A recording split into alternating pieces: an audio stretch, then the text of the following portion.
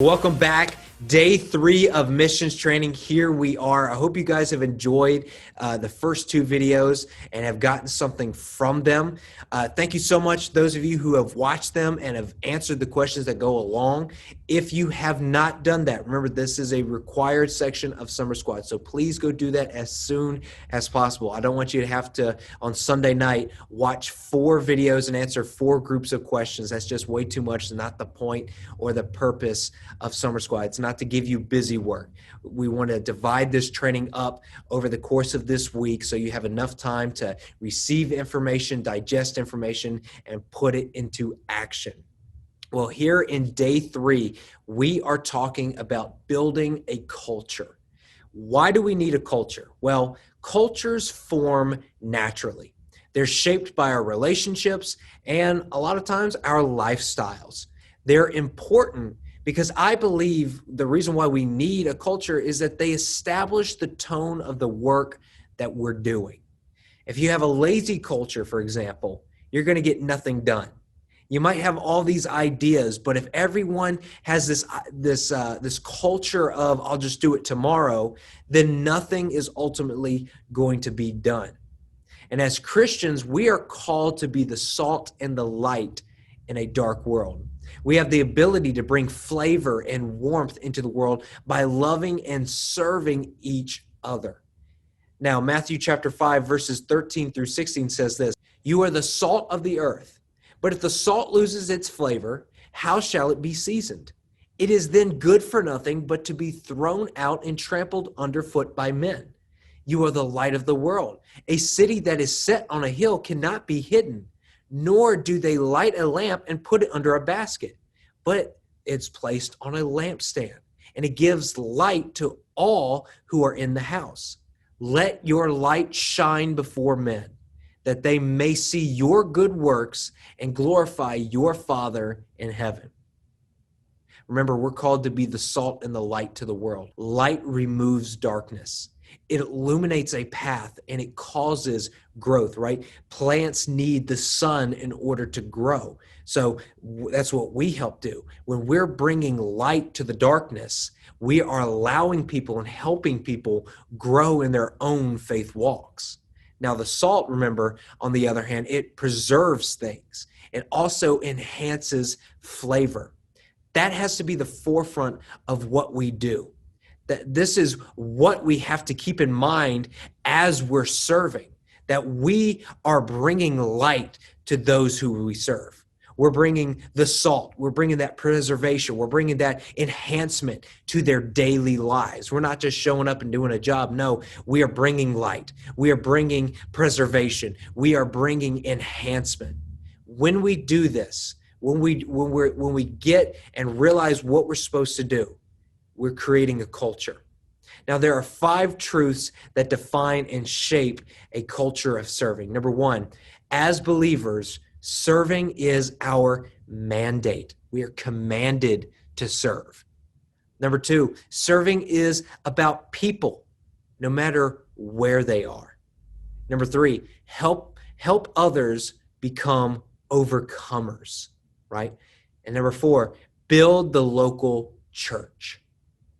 Number 5, remember the poor. We define the poor as anyone in any kind of bondage or under any kind of oppression who needs the freedom of Christ shown to them.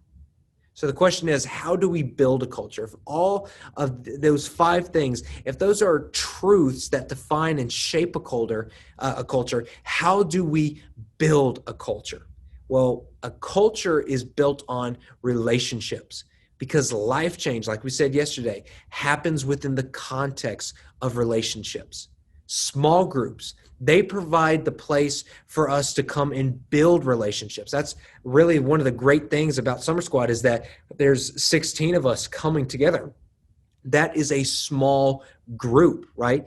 And in that group, a lot of you guys already know each other. You're very close friends, but now you get to build deeper relationships with the people you already knew and form new relationships with the people that you don't really hang out with all the time. It's within these relationships that we can learn to be the salt and the light of the world. 1 Corinthians chapter 3, verse 8 says this, the one who plants and the one who waters works as a team with the same purpose, right? There's one who plants, there's one who waters, but both of them have the same purpose and they are on the same team. But we're not looking to just be in ordinary relationship, because some relationships can be bad, right? Maybe you have been in a bad relationship. We're not talking about dating, but just as we as people, maybe you've been a bad relationship. So we're not looking just to have ordinary relationships. We want healthy relationships because we should want a healthy culture. Because if culture forms within the context of relationships, if you want a good culture, then you want to have good relationship, right? So how do we get a good relationship? Well, number one, we need trust. Proverbs says, many people claim to be loyal, but it is hard to find a trustworthy person. So how do you gain trust? One, you have to be consistent. Luke says this, whoever can be trusted with very little can also be trusted with much. So we have to be consistent. We have to be confidential, right? Proverbs says a gossip betrays confidence, but a trustworthy man keeps a secret. So we have to be consistent, we have to be confidential, and we have to be close. Proverbs also says this, friends love through all kinds of weather, and families stick together in all kinds of trouble.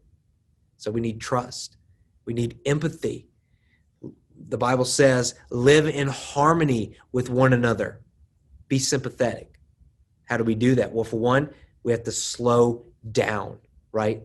We have to do what James says. We have to ask questions. We have to be quick to listen and slow to speak. So we have to slow down. We have to ask questions. The Bible says the purposes of a man's heart are deep waters, but a man of understanding draws them out. And we finally, with empathy, we have to show emotions. Romans says this, rejoice with those who rejoice, mourn those who mourn, mourn with those who mourn, right? So we have to slow down, we have to ask questions, and we have to show emotions. That comes with empathy. So trust, empathy. Number three, we have to accommodate, right? 2 Timothy says, be faithful, loving, and easy to get along with, right? So we have to accommodate each other's needs, right? We have to accommodate each other's idea. There's no such thing as a bad idea within the context of what we're doing, right? Not all ideas can be accomplished, but we can accommodate. We can listen to each other's ideas. We have to accommodate for each other's personalities. Sometimes personalities go into conflict, but we're called to accommodate, to work with people, right? And then we have to accommodate for each other's faults, right? You're going to have some shortcomings. What we ask you to do, you may have a weak spot, but you might be strong in other ways. There might be a person that's completely opposite, where you're weak, they are strong. And where they are weak, you are strong. So we have to accommodate for each other's faults. And finally, we have to be on board with the mission. Philippians says this, live in a way that brings honor to God, to the good news of Christ, standing strong with one purpose, working together as one for the faith of the good news. So what do we have to do? We have to set goals as a group.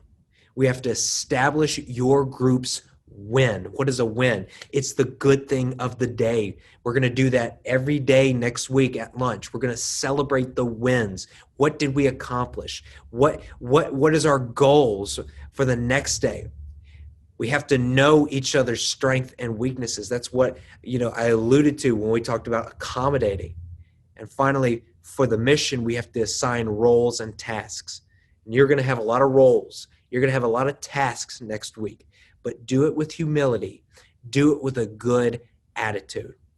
So what are some characteristics of a healthy team? This last things I'm going to say. Well, for one, a healthy team has unity. It has integrity. It is goal-oriented, right? It has motivation.